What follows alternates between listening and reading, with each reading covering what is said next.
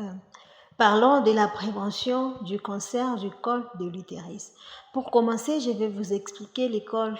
Le col de l'utérus, c'est un organe très particulier situé au fond du vagin.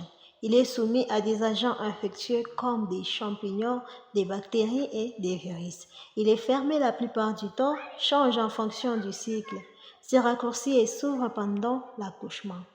Maintenant, parlons du cancer du col de l'utérus. C'est une tumeur qui se développe le plus souvent à partir de l'extérieur du col, généralement entre 40 et 50 ans. C'est une maladie de la muqueuse du col de l'utérus, autrement dit du tissu qui les recouvre. Il se développe à partir d'une cellule initialement normale qui se transforme et se multiplie de façon anarchique jusqu'à former une masse appelée tumeur maligne. Alors, il existe plusieurs signes avant-coureurs et symptômes qui peuvent vous alerter. Il faut savoir d'abord que le cancer peut être diagnostiqué généralement à un moment tardif.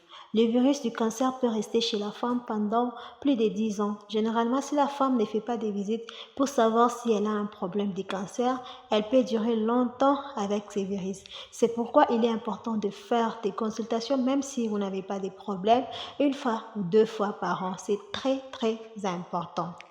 Si vous avez un problème qui semble être un cancer du col de l'utérus, il y a des symptômes que vous devez savoir. Des saignements vaginaux entre le menstru ou après la ménopause ou à la suite d'une relation sexuelle. Des pertes vaginales anormales plus longues ou plus abondantes. Des pertes vaginales nauséabondes. Des saignements inhabituels plus longs ou plus abondants. Des douleurs lors d'une relation sexuelle, des difficultés à uriner, des difficultés à faire les grands besoins, fuite d'urine ou des selles par la voie vaginale. Parfois, il y a des douleurs abdominales qui s'irradient vers le bas du dos. Si vous avez un de ces signes, n'hésitez pas à faire une consultation pour une meilleure prise en charge. Et ce sont des signes que vous devez connaître vous en tant que femme. Alors, quel est le facteur des risques? Le facteur de risque principal du cancer du col de l'utérus est un virus, notamment appelé le papillomavirus humain. Il se trouve majoritairement sur la peau et les muqueuses. Et c'est une maladie sexuellement transmissible.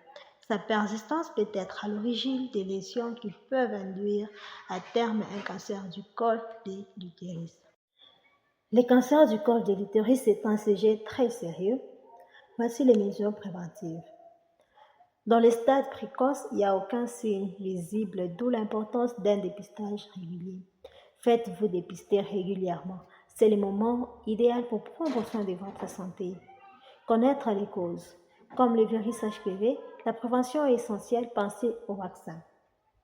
Évitez les rapports sexuels non protégés. L'utilisation du préservatif. L'abstinence pour ceux qui sont célibataires. La bonne fidélité pour ceux qui sont en couple. Évitez d'avoir les rapports sexuels avec multiples partenaires.